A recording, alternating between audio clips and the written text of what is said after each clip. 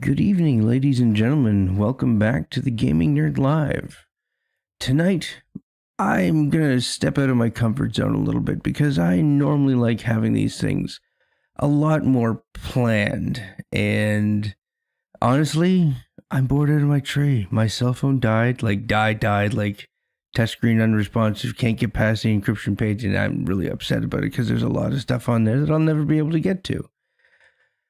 And so to ease my troubles, I figured, what the hell, we'll do a live stream tonight, and let's visit some topics that I've always talked about and I've always wanted to get into, but never had the opportunity to do so.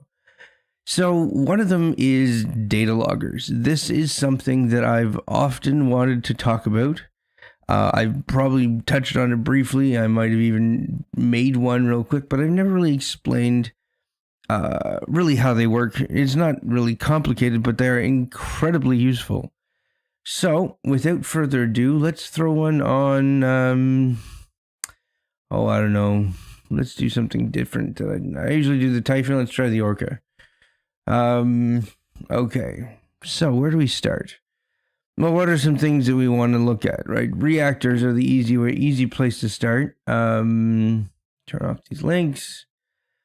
Just because this is something we're going to be throwing on and off a lot, so let's throw that 5-component reactor controller in here that we've been talking about in a couple other episodes. I'll try to make this a little quick. So and I'd always do these from memory, something like this. I know it's easy to have something. What's the word?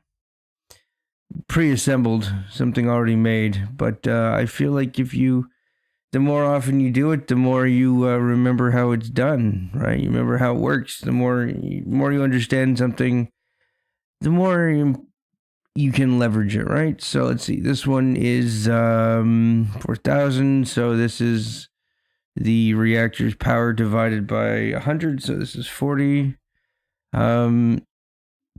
Yeah, let's make these non-writable so that, you know what, screw it, let's make them non-interactable. So nobody can go messing with them. We will want a switch in case we need to turn this off. So we'll put the switch on here. Run these into a relay. A little bit more centered with the switch is nice. Okay, so if I remember correctly, this one is fuel out. Fuel out signal comes into here, into this one, and it is 75 divided by fuel out, if my memory serves. I'm doing this by memory also because my desk is a mess and I have no idea where I put the notes. This one is, I believe it's the power out divided by the load signal. We'll find out. This one is going to be relatively obvious. If this doesn't work, then we're going to know exactly where the mistake is. So that, I believe, because that would express... No, I think it's got to be the other way around, right? Because this would come out as the load value divided by the reactor's power multiplied by 100, right? Because you divide it by 100. So this is going to go into here. We're going to multiply this by this over here, which is the fuel out. 75 divided by the fuel out. Don't ask me what that really is for. That doesn't seem logical to me, but it works. So we're going to put that into there. We're going to take this one that we also put in the multiplier. We're going to switch it and put it in here as the secondary input. And this goes into set fission rate. Ooh. I'm a little anal retentive about my wiring. I know it seems weird to just put everything on 90-degree angles, but hey, whatever helps. Okay, now switch into here and put that on set state. Now, what does a reactor start with? Does this have any fuel in it when we open? Yes, it does. Automatic control is on. We can turn that off. Okay. Now, just for poops and giggles before we go start, let's see what happens when we turn this on. Let's see. Where's your reactor? Why are you not running? Okay, it looks like we got to go back and flip that load. I'll bet you that's the one. I mixed it up. I knew I would. Why do we second guess ourselves? Honestly, in my experience, second guessing yourself is rarely helpful. Let's try it again now.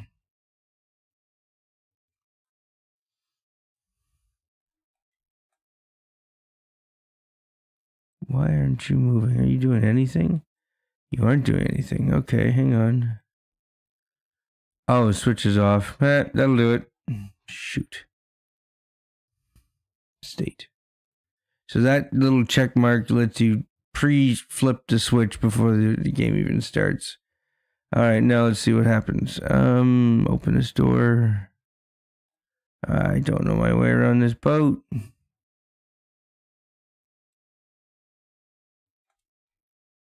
Oh, gotta go down. Is it down? I think so. I don't know. Hang on. Try that again. You can tell how often I run the Orca. There we go. I was close-ish.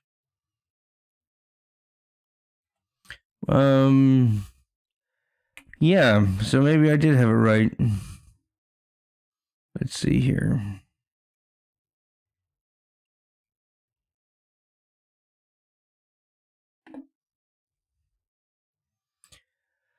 And of course, don't forget to update that. Yeah, see, look at that. There she goes.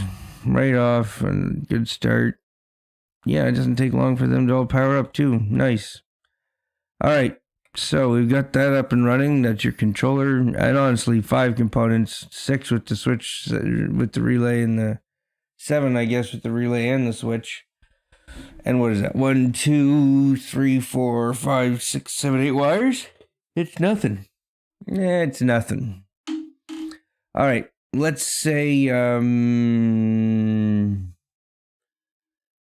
we want to measure. What the heck was that? Weird. Let's say we want to measure reactor output over time with engine load. Okay? So we want to know reactor output, we want to know engine load, and we want to know time. So that gives us a few things that we can work with here. So we're going to get rid of some of these decorations. Okay, so first off, we need to collect. Well, no, first of all, we need a timer. So I usually like to put everything on a switch so that I can turn it on and off. And then there's a relay. There's a button somewhere else that I would push to reset the thing. But for now, we're going to put this all over here. And this, we're going to put a memory block over here that lets us control how fast this timer runs. It's not really, it's only going to change the interval between when you get samples, but it does make a difference. Nope, it doesn't go in there yet. For now, we're going to set it to 20 hertz or 20 samples per second. And is this public? Is this being even streamed at all? It is being streamed. Nobody's interested. What do you know? Okay. All right. So we're signal. Okay. So we're gonna put over here now. We need something that's going to generate a regular signal, and that's going to be our oscillator.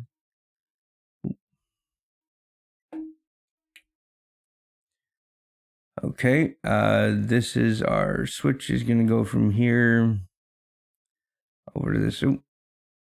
Over to this relay. Turn that on and off. And then this signal out coming from the oscillator component is going to go into the signal 1. We might do something else with signal 2, but for now, I think we can just leave that the way it is. That wire's a little off and it's going to drive me nuts. There we go.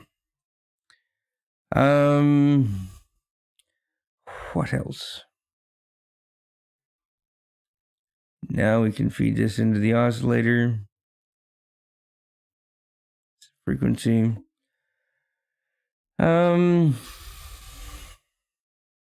Okay. So now we need to have something that stores and something that increments. So we're going to have a memory block there.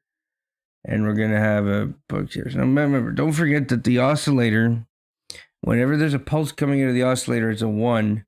but between pulses, there's nothing. And if you have a two-piece mathematical component like this addition block, whenever one of the two inputs has nothing for an input, it produces no output. If that pulse stayed 1 continuously the whole time, then this would accumulate the signal like very quickly, like 1 every 60th of a second. I think that's a CPU frame in this. I don't know, not entirely certain. Anyways, so this addition block is going to feed out into the memory block here. But then the memory block is going to feed it back into the addition block, so that with every pulse, the value in the memory block gets incremented by 1, and then it goes back into the back in the memory block and gets updated. Now, we're going to need two things here. We're going to want an exponentiation component, and we're going to want a multiply component, because anything to the power of -1 is 1 over itself, right? So if you take 20 hertz, which is coming out of this thing, you feed that into the exponentiation block, and you feed this out into this multiplier block, which goes in, also gets information from this memory block.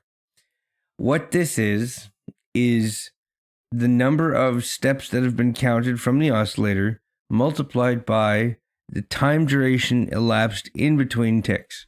So 20 hertz or 20 frames or ticks per second, the time between them is 1/20th of a second, right?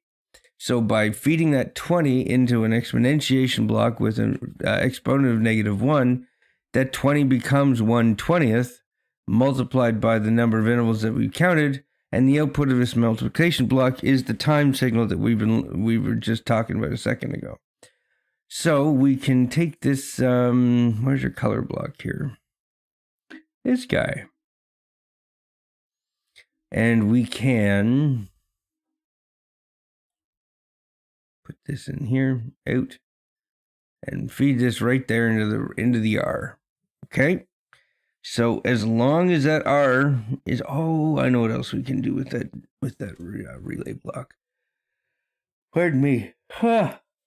It's been a long day. When you don't have a phone and like you can't log into Facebook, you can't log into YouTube, you can't log into Discord, everything I've got is two-factor authentication with the authentication apps are on my phone. So it'll be interesting. I may have done a bad thing. I don't know how this is going to pan out in the future, but they were going to hook me into a 2-year contract no matter what phone I got, because I had to get a phone for free. I don't have any other option.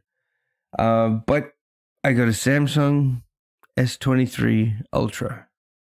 I am super pumped about that. Like on a scale that I've never before experienced. It is a big deal for me to have a phone that nice. I've never had a phone that nice before, so. All right, props to Virgin Mobile, because I get a really, I'm going to say I got a good data plan, but I'm not going to go into more detail than that because Canada's data plans are shit. All right, power value out. And that's going to go into this one here. Now I also want to see the load, because there's going to be a lag behind it. So we're going to say load value out. I could be color coordinating these wires, but I really don't. I'm not inclined to do so.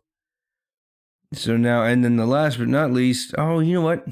No, I don't want the power value out. I do want load value out. Okay.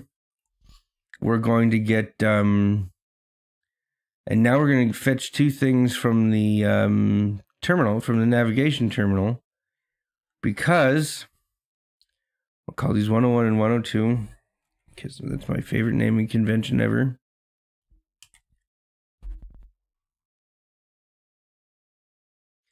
And 102, and we'll connect these to here.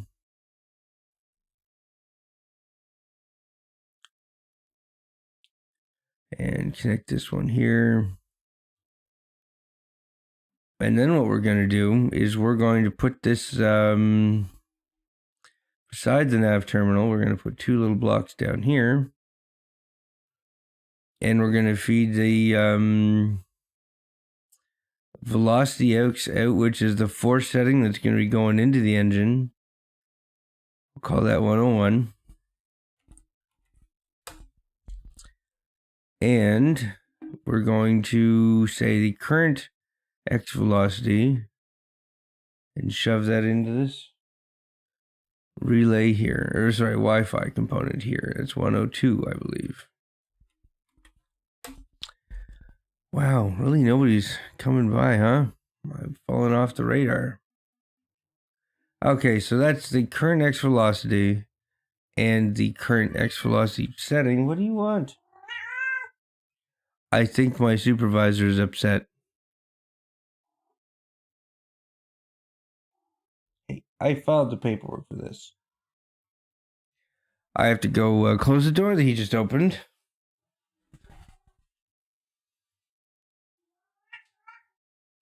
Well, I'm sorry.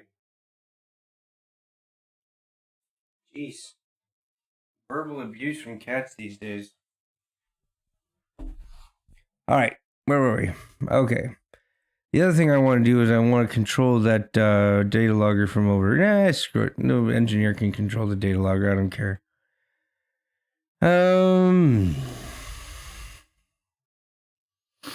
Okay. So we have our data coming in. You're going to yell at me again?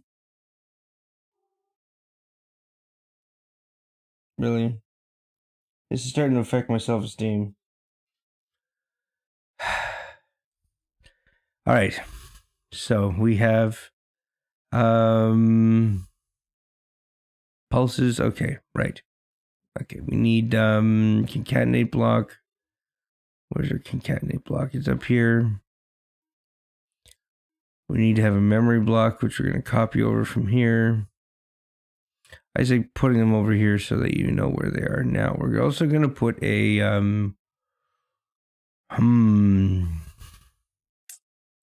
where's the thing I'm looking for here? Another relay block. Okay. Oops. And this one is going to be driven by the pulse output as well. Because what we're going to do... Oh, no, hang on. We got to do a couple not components here.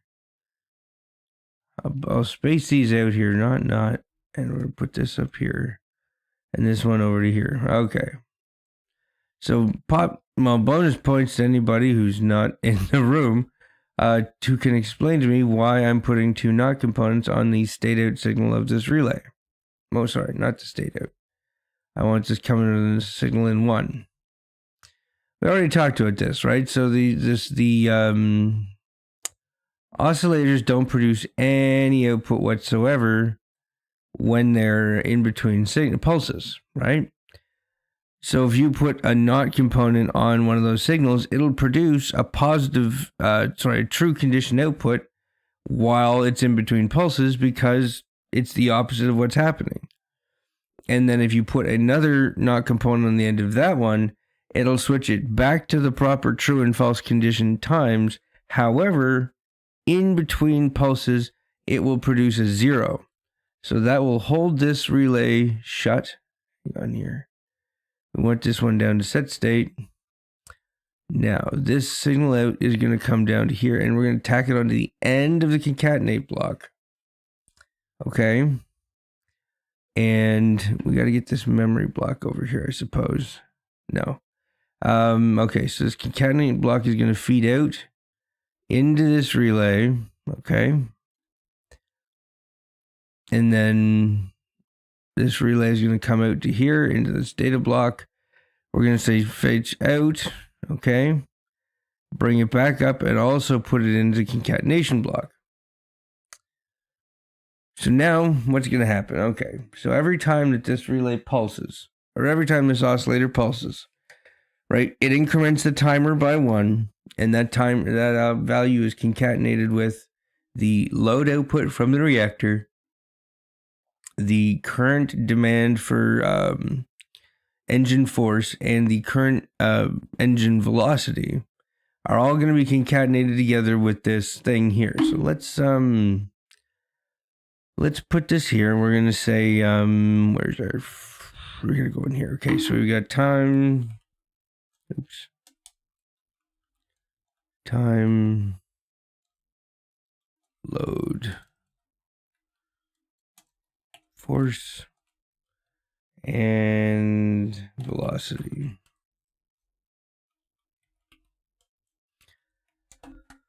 Now, remember when I said we got to create a reset button for this thing? What I want to do, I want to put a switch here. Make it, actually, no, we're going to make this one bigger. There we go. So this one gets a signal control here. And we're going to put a not component over here. So this button, whenever you click the button, it produces a 1. So I'm going to say from over here, we're going to go down into this not component, which turns that 1 into a 0. That 0 is then going to come up here and go into the relay component to turn it off. Oh, you know what? It can't do that because this needs to be a toggle. All right, toggle. Sorry, it can't be a toggle. It has to be a momentary switch. Because otherwise we wouldn't be able to turn this off with the button. So, wiring, not component into relay component set state. Switch signal out. And now it says switch, but it's technically a button. And then, so that's going to turn that relay off. And then at the same time, we're also going to send that 0 into here.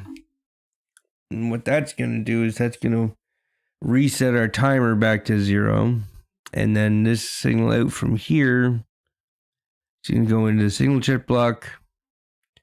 And actually, we can go into this memory block here. And what is this signal I just typed in? What? Aha. Oh, and also very important, hang on. So we're going to say output is this.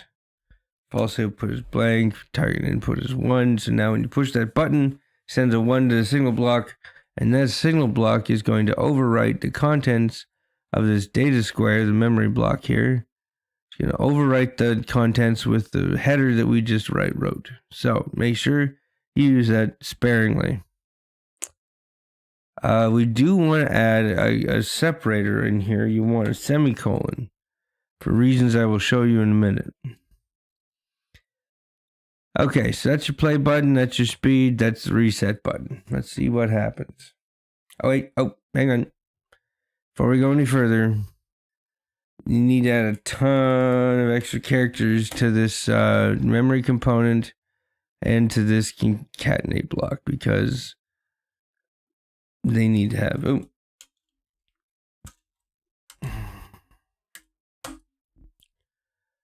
All right. And turn that one off.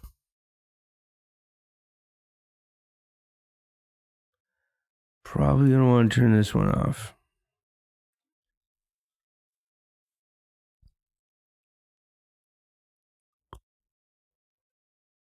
All right, I think this should be good. Let's see what happens.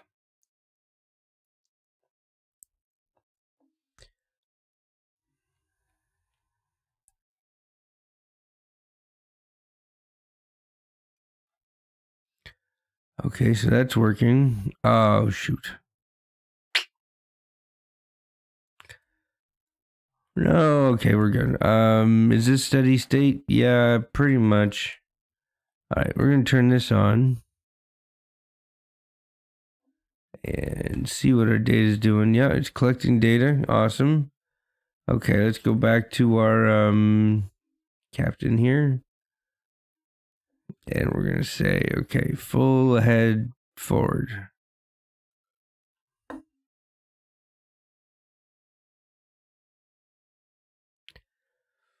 Well, let's see. Velocity 11, 12, 13.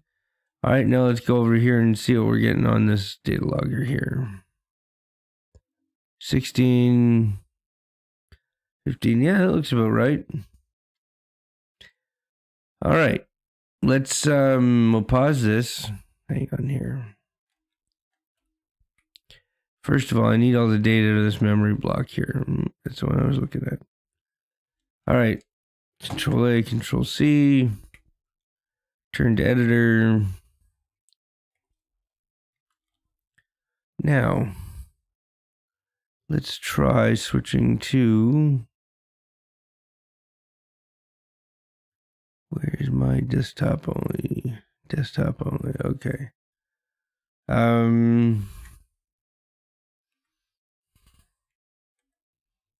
Notepad.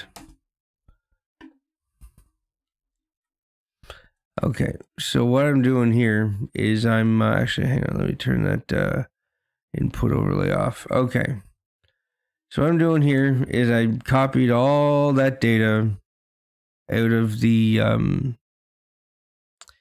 memory card, and hey, Neeler 843, how's it going? You are the first one, at least to announce yourself. If we have other viewers, they're ninjas. Not saying anything. So we're going to use, first thing we're going to do is we're going to put a, wherever there's a semicolon, we're going to put a new line, and extended, we're going to wrap around, replace all, and now wherever we see a comma, we're going to put a tab. We do this because now we can fit this into, oh, hang on, I got a quotation type wrong there. Okay. We should be able to fit this into Google Sheets. Hang on here. Yes, okay.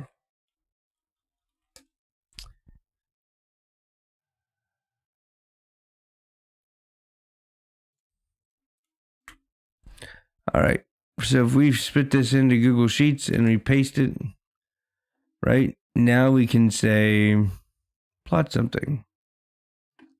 Right? We can say nope, oops, cancel. I don't want to print that. Insert chart. And we'll say line chart going from, if you, oh, hang on, chart. If you, here's a trick for you might not know. If you say A1, which is the first square, the first thing, and then we know it's in column D, but we don't know where it ends in column D, you can just specify D. Don't say anything else. It'll do the rest. Okay, so we don't want time. Time is our x-axis here. Time. We can remove this series here. This looks like the engine, the load on the reactor, and now let's put the which one's red? Red is force. Okay, let's put we'll close this. We'll move the velocity series, and when we get to here, we'll move this onto its own sheet. Move to own sheet. Now we get to mess with it. Okay, let's take that red line, the force line, and let's put on the right axis. There we go. Now we're starting to see some correlation between what's going on here.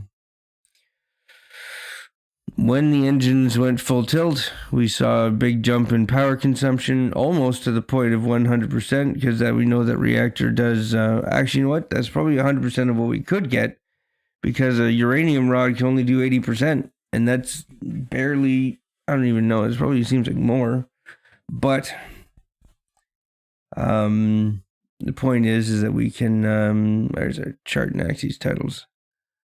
Oh, ad, FYI guys, there's going to be an ad coming up.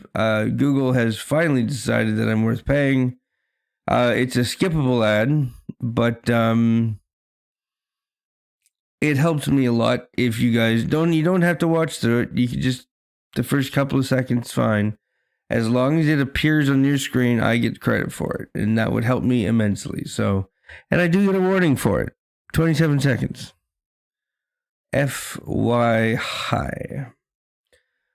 Neeler, is there anything you'd like to see this evening? I'm kind of doing this off the cuff. I have no plans. My phone died, and I have literally nothing else to do. I'm hoping you're still there. It does say one concurrent viewer. but that could always be me. All right, ad time. Sorry, guys. You don't? All right. Wow. Easy to please. I like it. Okay. So, anyways, so this you can use this kind of information to see what kind of effect. Like, look at this. You see this? This is the load on the reactor, right? Notice you get these little bumps here, but when it drops, man, when this engine turns off, that little gap right there is damage across the ship. Right, they fixed a lot of it with the power updates, but that's still right. That little gap there, where there's more power being produced than there is consumed. That power's got to go somewhere, and so it goes into your usually junction boxes. So getting back to the game. Yeah, so you can use data loggers for all kinds of stuff. This is a very simple one, and I say that with all the, well, I'm being genuine, but they can get much more complicated than that. Okay. Honestly, that's all I wanted to do. Yeah, let's keep it short. I've been making my live streams like 2 hours long, and I get like 5-minute view times out of it. So let's, Neeler, thank you so much for showing up. Anybody else watching this, if you do enjoy this content, please consider subscribing. It does make my life a lot more motivated and easier, and I really enjoy making this stuff, but nobody's watching it, right? But subscriptions mean a lot to me. Think about it. You never know. Guys, ladies and gentlemen, have a wonderful evening. This is the Gaming Nerd signing off. Don't forget to stay nerdy.